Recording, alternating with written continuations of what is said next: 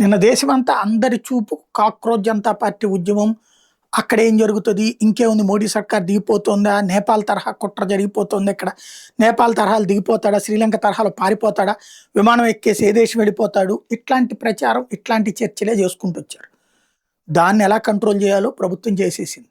అదే సందర్భంలో ఆ టైంలో అప్రమత్తత లేకుండా ఉండే తీవ్రవాద భావజాలిక ముఠాలతో జట్టు కట్టి పాకిస్తాన్ తరపున ఈ దేశంలో ఉంటూ ఈ దేశపు తిండి తింటూ ఈ దేశానికి ద్రోహం చేస్తూ పాకిస్తాన్కి పనిచేసి పెడుతున్నటువంటి స్వదేశీ గూఢచారులని పెద్ద ఎత్తున పట్టుకుంది ఎన్ఐఏ.